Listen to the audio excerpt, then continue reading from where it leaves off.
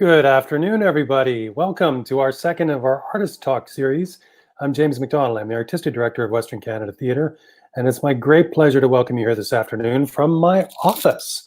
It's a bit of a lonely office, not many people around, but it's happy to get back into the milieu.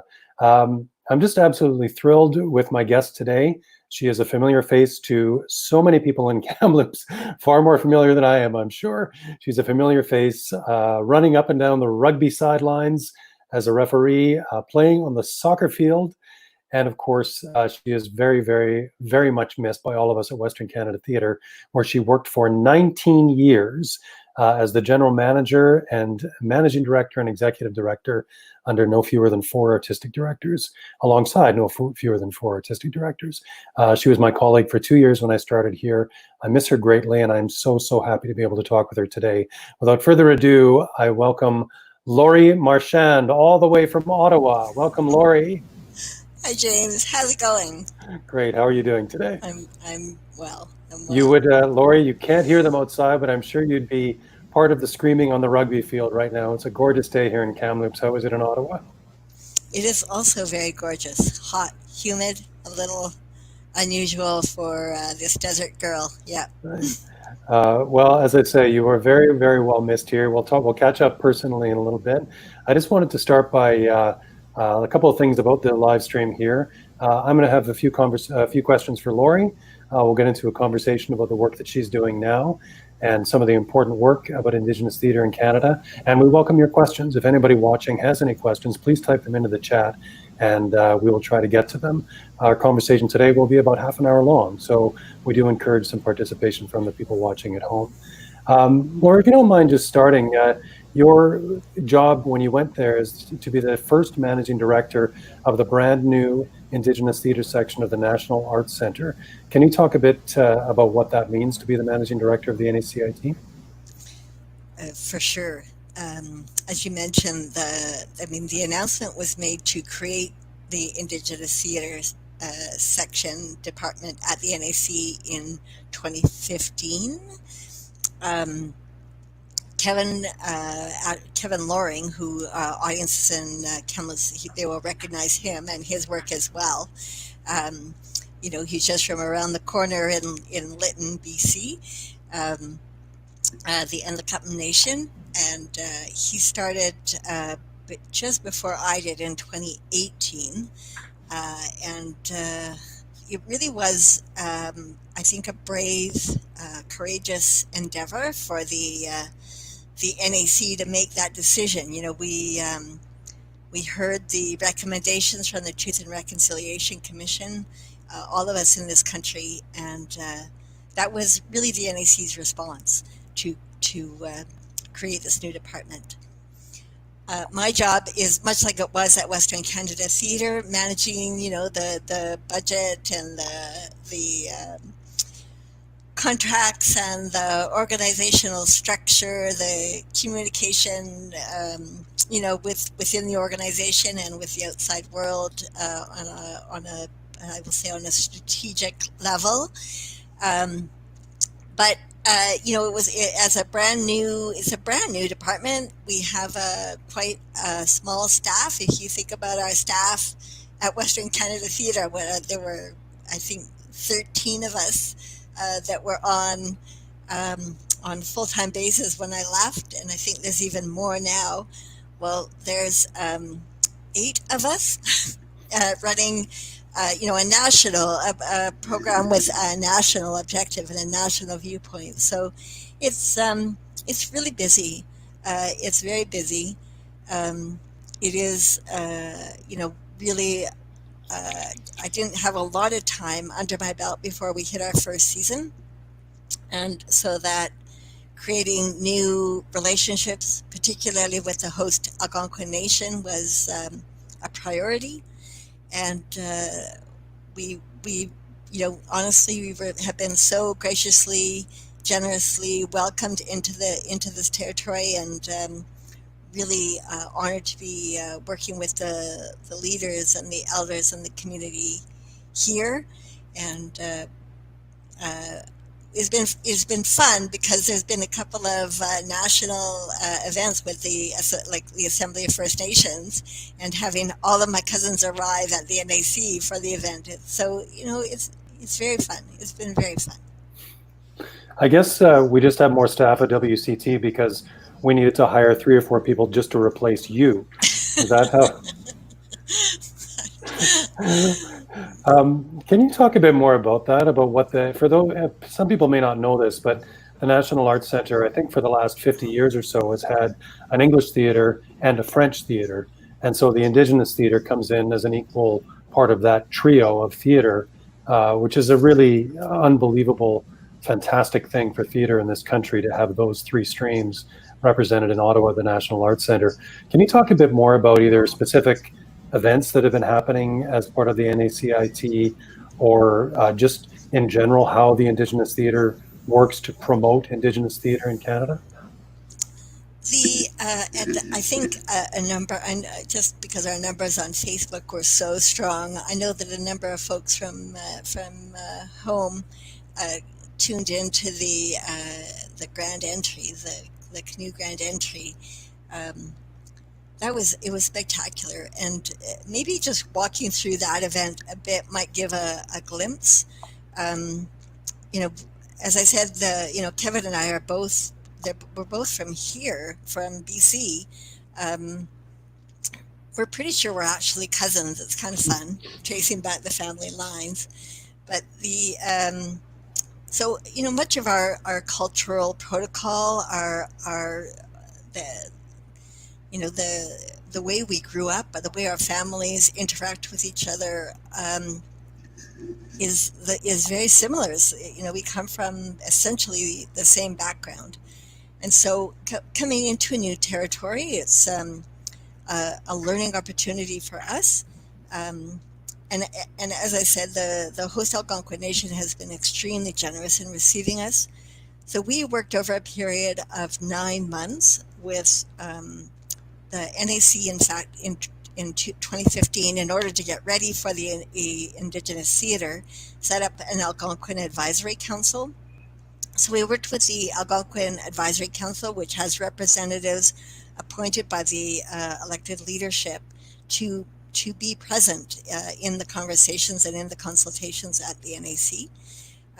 So we worked with that group of individuals. We worked with the elected leadership, national Verna Polson. She's not the Grand National Chief, but she's the National Chief for the Algonquin Nation. Has been very involved with in helping us with our work. The elders in both Gittigan-Zibi and Pikwakanagan, the 2 closest communities, have been very generous with their support. And in fact, the firekeeper, who is like the elder's elder, as well as the waterkeeper and the pipe carrier, joined us at the NAC to have a ceremony. So that those in the canoes that everybody watched come in, the 25 as they came down the canal, actually did an hour and a half worth of ceremony before they landed at the NAC. And then we had a welcoming ceremony at the NAC, and for those of you who heard the interview yesterday, we walked arm in arm into the NAC, where Kevin and I were actually given the permission to hold a blanketing ceremony. And a blanketing ceremony is something from our culture. It's a way to honor people. But the blanket has, in many of our Indigenous communities, very negative context, because of course it was the way that smallpox was transmitted. So the fact that the Algonquin Committee said, look, this is an important ceremony for you. An elder, Terry Alec, came in from Lytton to lead the ceremony, and it gave us the opportunity to acknowledge people like Tomson Highway and Margot Kane and Marie Clements, who without their work, we would never have been there. We would have never been there. So it was an extremely generous offer. And that event kicked off 2.5 weeks. I mean, we joked, we called it the takeover internally. And everybody kind of went, ha, ha, ha, ha, ha. And it was like, no, we're taking over. So every single space at the NAC, every single department, 18 shows, 15,000 people through the doors in 2.5 weeks of work that was music, dance, theater from coast to coast to coast, multiple nations. It was really extraordinary. And I think everybody just felt so embraced and held up in that 2.5 week festival that was just extraordinary. It's you've mentioned the Algonquin territory, and I should have mentioned at the beginning that at WCT and all of us who live in Kamloops, of course, are on the traditional unceded territory of Ndo-Mshkogaabwimi, and we really are honored to live and work and play on this beautiful territory, and we thank the caretakers of the land, traditional caretakers of the land. I wanted to just ask a little bit about this. We actually are approaching National Indigenous Peoples Day on Sunday. And of course, the last few weeks has been a lot of conversations in our community and across North America about systemic racism and the acknowledgement of systemic racism, and ultimately the healing and the how we can work to a society that is actually dealing with systemic racism. Can you talk a little bit about how you feel that Indigenous theater and really the arts in general can contribute to that healing and that sense of unity and understanding? For sure. I think that the arts plays a critical role in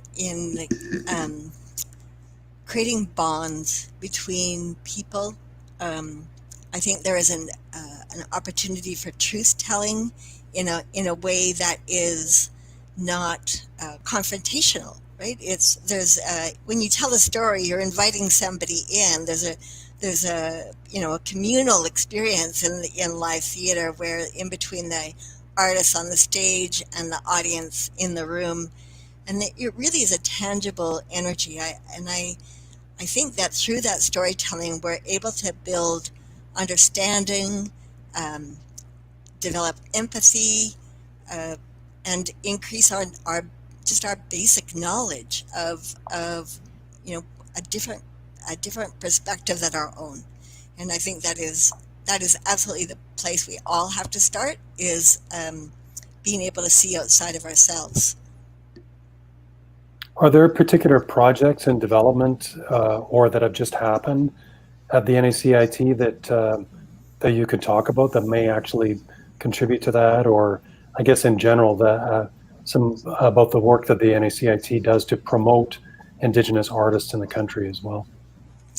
Well, I think the biggest thing is just the ability to showcase a multitude of nations, that multiplicity of nations on the national stage. So during our first season, we had, I think, 11 different Indigenous languages on our stages, which is incredible. I think one of the pivotal moments for me in our first season was a piece called Unikaktuat. It was a show that was created with the assistance of the National Creation Fund, a fund based out of the NAC that lends, I'm going to say, extraordinary support to extraordinary projects. And so Unikaktuat was a co-production between Les Doigts de la Main out of Montreal, Art Cirque out of Igloolik, and Takut Productions, and it featured the work of Germaine Arnautuat, who and it was based in around the founding Inuitness. It was all in Inuktitut. There was no subtitling. the stories were posted outside of the venue, and then it was just through the circus and the music, the songs, the singing, the action on the stage that conveyed the story. And what I found most fascinating was the children, because there were children, so many children that came to see the show. The show sold out, world premiere, in the 700, 800 seat theater. But the children just sat there like this the whole time. You know, they were the ones that could say, it doesn't matter if I don't understand every word. I am so totally engaged. I understand everything. And anyways, it was just really beautiful. It was really beautiful that this full theater, you know, was on their feet, was with those artists in their own language, telling their own stories every minute of along the way. You know me, I'm going to start crying if you keep going like that. It never took much for Lori to make me cry, and it was always in a good way. I just, before I move on to another question, I did want to just let people know too, if a couple of weeks ago there was a hugely important and extremely interesting and in some ways very devastating discussion that was hosted by the Stratford Festival around the Black Lives Matter movement, and it was hosted by several members of their company in a discussion on Saturday morning. And this weekend, there's another one being hosted by the Stratford Festival with several people several Indigenous people who've been part of their company. And that is 11 o'clock Eastern, 8 a.m. Pacific for those early risers on Saturday. But these are incredible artists who will be talking about this, including some of whom have worked here before. So people are interested in further discussion about that particular issue and about systemic racism, particularly in the theater and in culture in Canada, then that'd be very interesting. And you can find that on the Stratford Festival Twitter feed. I just wanted to talk to you a little bit about first of all, I should remind people, if they do have questions, we do encourage them. If you have any comments, please, we'd love to hear them as well. And you can find those in the chats. I wanted to talk to you a bit about the work that you did here, because you did some phenomenally important work that really, if you think about it, between you and the ADs and the people that you worked with here when you were here, have made a lasting impact on theater in general in Canada, but particularly Indigenous theater. And I'm talking about plays such as Ernestine Shuswap gets her Trout, Where the Blood Mixes, as you mentioned, and of course, Children of God. I just wanted to ask you, and I'm not exactly sure what this question is, but really about your experience working on those shows and why that was why it was important for those shows to develop in part in Kamloops, and how being in Kamloops contributed to the development of those shows. You know, when I started, so David Ross used to tell me the story of when he was hired, and he said he was sitting in the interview and looking out across the river at Ndo-Mshkogaabwimi. And so when the board asked him in the interview, you know, what is it that you would like to do differently? He said, you know, I want to tell the stories that are important to this territory. I want to work with the people at Ndo-Mshkogaabwimi to tell the stories of, you know, the true stories of this area. And so he and Manny Jules, and who is Chief Manny Jules and Chief Ron Ignace, were you know, very good friends.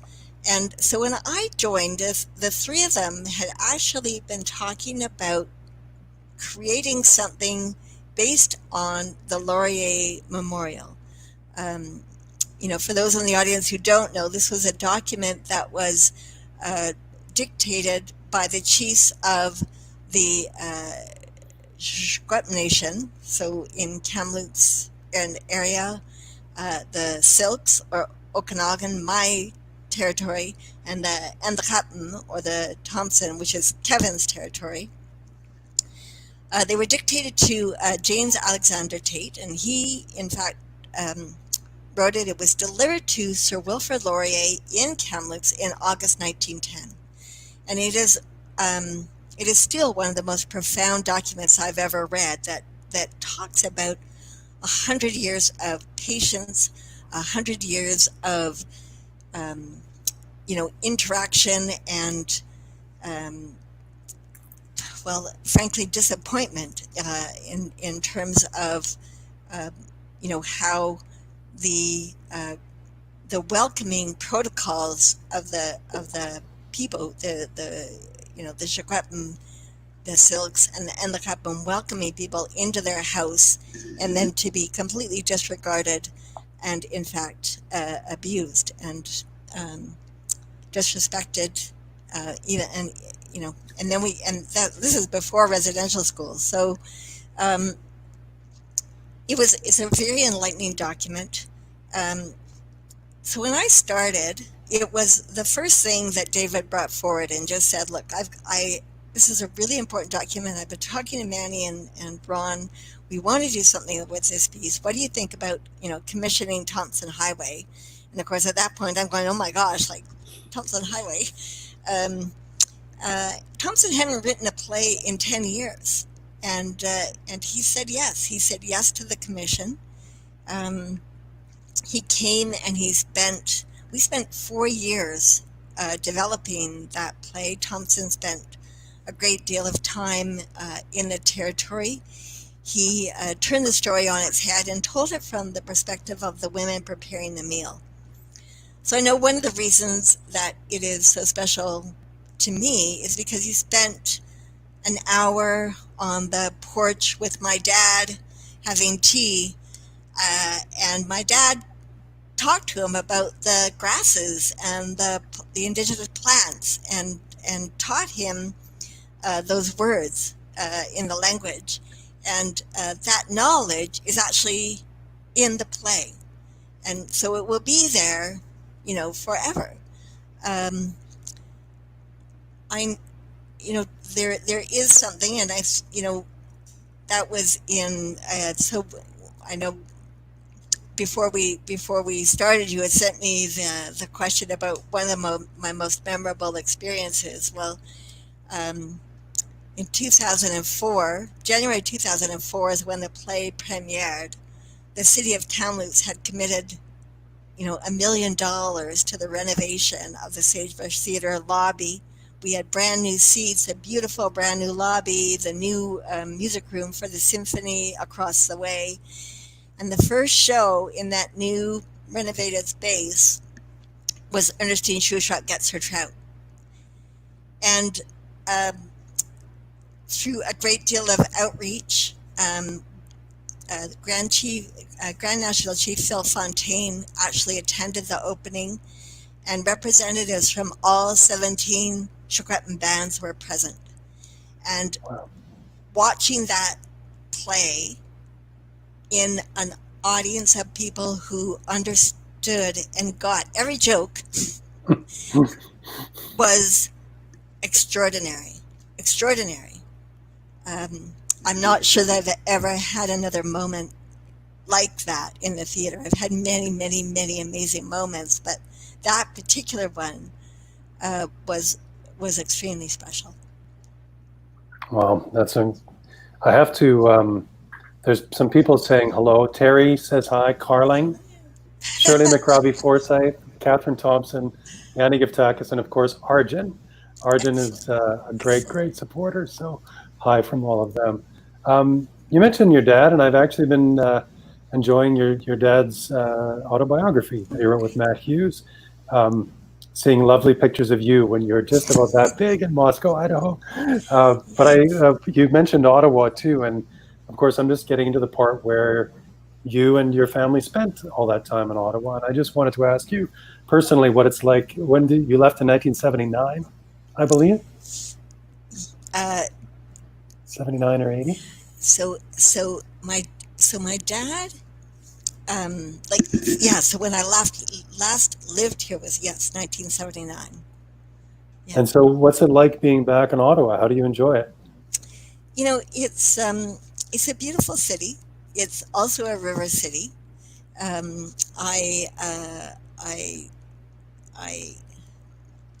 will say that I appreciate human ingenuity. So I some of the old buildings here, the beautiful bricks. So I live right down in the sort of the north end of the market. I'm about a 10 or 15 minute walk from 24 Sussex Drive and Rideau Hall. So I'm right down by the two rivers where the Rideau and the Ottawa meet. Because so you're Justin Trudeau's hairdresser, right? Is that you give him personal grooming tips? Personal grooming tips.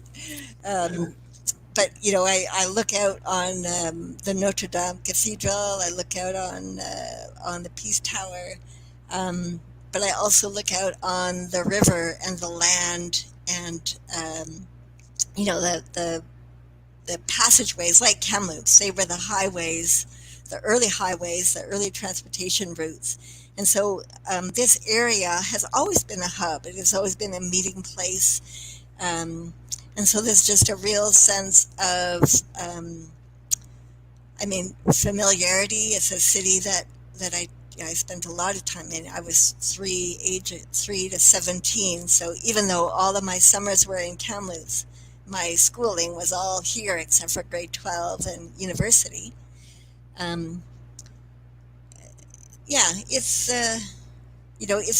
It's not Kamloops, where I really miss walking downtown, down into Motivo or the Art We Are, and I still haven't found a passable tomato soup and gluten-free grilled cheese sandwich.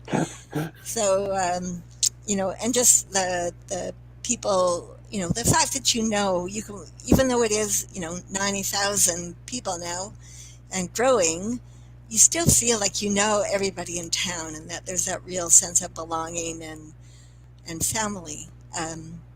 I do have family here. I have friends here from my childhood that with whom I've reconnected. So there is something fun about that.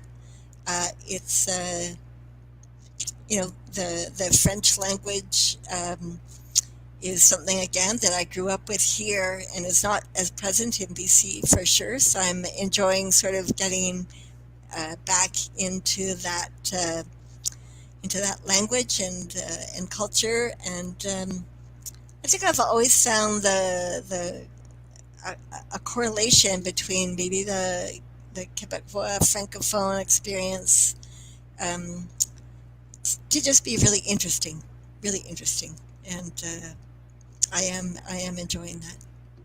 Just for the record, I always tried to speak French with Laurie, but elle ne veut parler avec moi. Now I think you can understand why. That was for you, Suzanne. I just wanted to ask you too that we did mention that it's National Indigenous Peoples Day on Sunday, and I think there's a couple of things that the NAC is doing to mark that. Can you just mention those as well? For sure. The whole month, the National Indigenous History Month has been very full. So I mentioned Germaine Naktuak. Her artwork is on the lantern. There's a massive LED lantern at the opening of the NAC.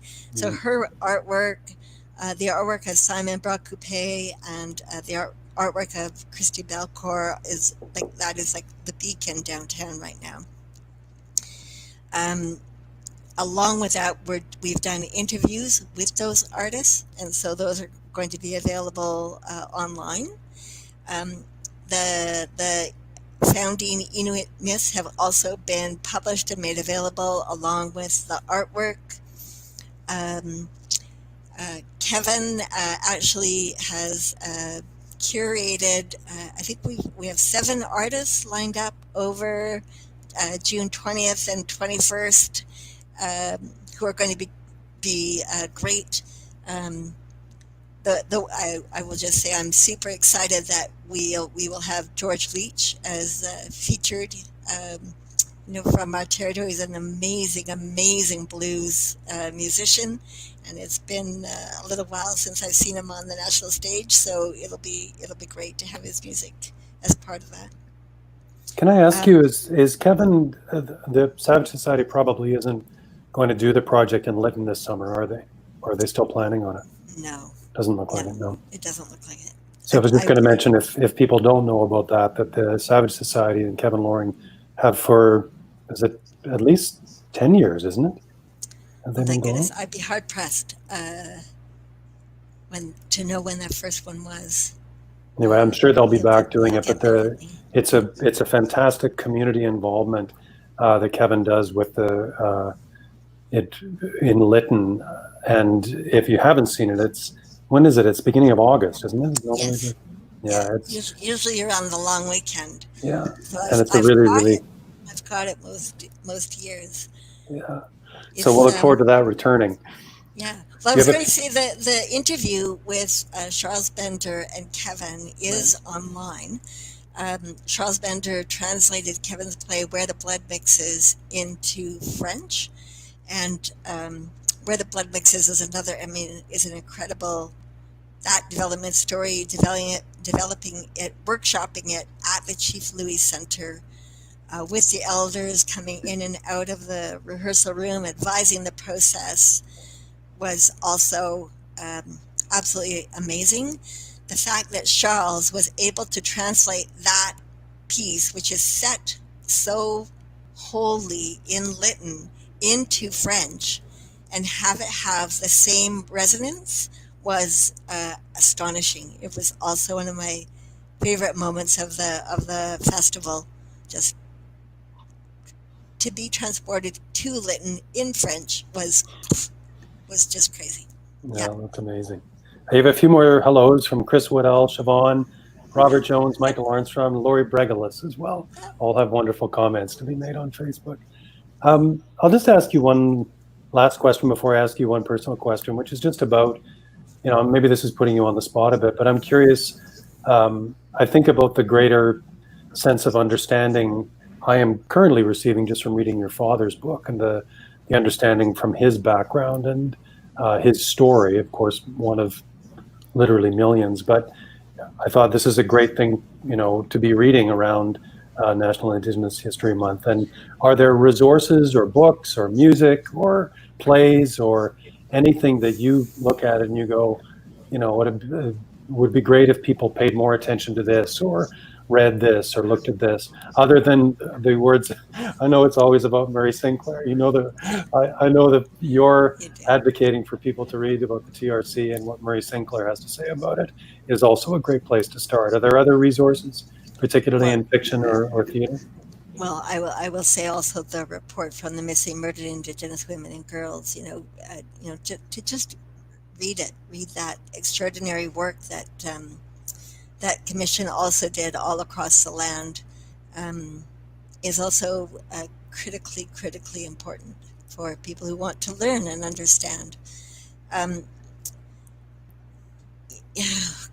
Favorite. I don't know. I have so many. I mean, Where the Blood Mixes is one of my favorites for sure. The work of Jeremy Dutcher, that is based on a similar process to Kevin's, where he went to the National Archives,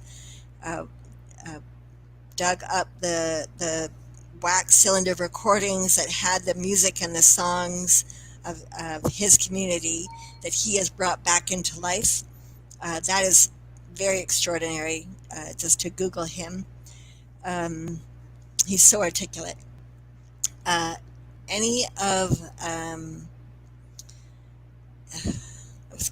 love Marie Clement's work. She is a very non-linear thinker. So it's one of her work. You just need to give into it. You just need to give into it and experience it. She's done a piece called The Road Forward, which I think is available on the NFB site, and that might also be a great resource. But those are three. Of course, my dad's book is so personal for me. It is kind of fun to pick it up and read it and remember all of those events. The ones that I do remember, he starts before I was on the scene, which is as it should be. But Well, he has a wonderful, not only brilliant, but folksy and humorous style of writing that really reminds me of you. So we do appreciate it. Couple more, Bob Medill and Lynn Stoney Newman both say hello as well. So lots of comments on here. I'll just ask you one last question, which is really, you've kind of already answered it, but because we just always love hearing you talk about Kamloops. And as I say, literally, I remember sitting in my office on beautiful afternoons and hearing the rugby games and seeing you running up and down the field. Are there things that you particularly miss about being here, or people or shout outs you want to give before we wrap up? well, I really I felt that my two worlds had collided when KRC moved in as the neighbors to the Pavilion Theatre. It was like my two families side by side, and I, I miss all of the folks at KRC uh, and of course at WCT. Um, KRC is Kamloops Rugby Club for those people sorry, who. sorry, yes, and their motto is "One in, all in," which I felt could have been the WCT motto as well.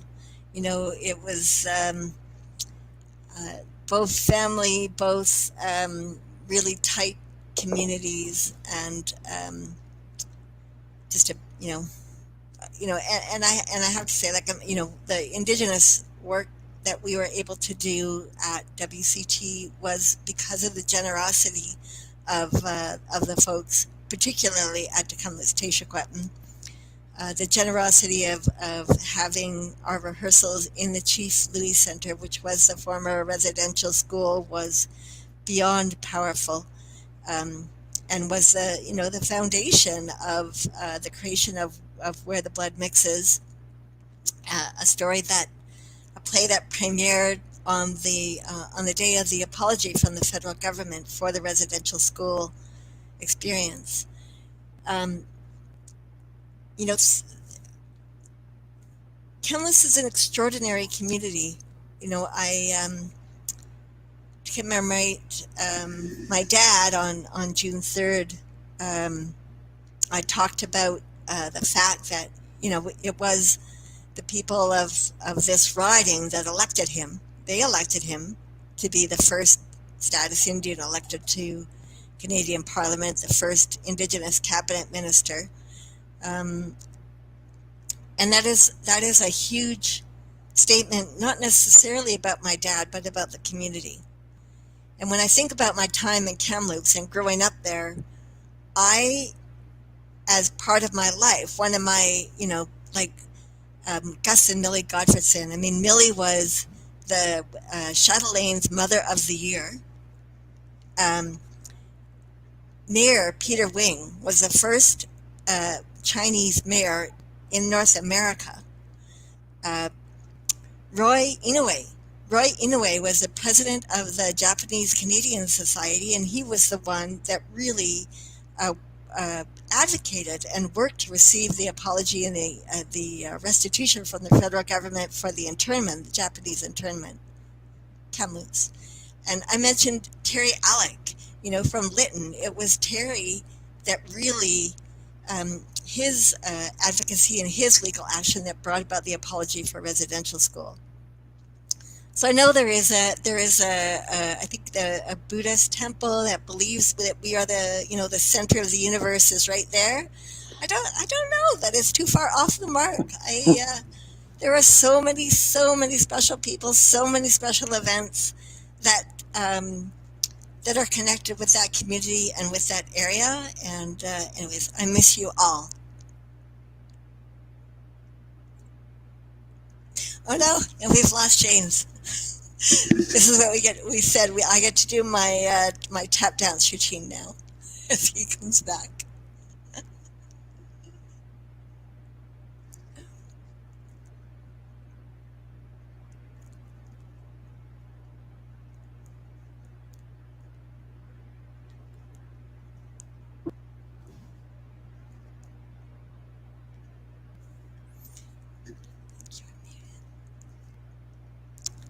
I think you're muted, Katrina. Oh, we've got James back. There, we're back. Yay! I wasn't sure we went there, and I don't know if anybody, but I was just actually going to wrap it up by thanking you so much. You are so loved and so well missed by so many people here. I couldn't even begin to tell you the number of things that I get and people who ask about you and your well-being. You know, wonderful thing, as you said when you left, is that we don't actually feel like we lost you. We just feel like we can connect with you in a different way. At WCT, we so much appreciate the work that you have done in bringing Indigenous theater to the forefront with this company. We hope that we can continue to build on your legacy, and of course to do it in conjunction with you, with all the Indigenous artists across the country, and particularly at the NAC. Yeah, lots of people saying we miss you. I would encourage you to take a look at the Facebook feed to see these wonderful comments. Any last comments that you wanted to make? Again, just to say how much I miss everybody, and hoping to be home soon for a visit. We'll and look forward to seeing you all in person. Okay, thank you so much, Lori. It's so much appreciated. I hope you enjoy your weekend, and I hope that your celebration of National Indigenous Peoples Day is enjoyable for you as well. Thank you. Thanks so much. We'll talk to you soon. Love to you all.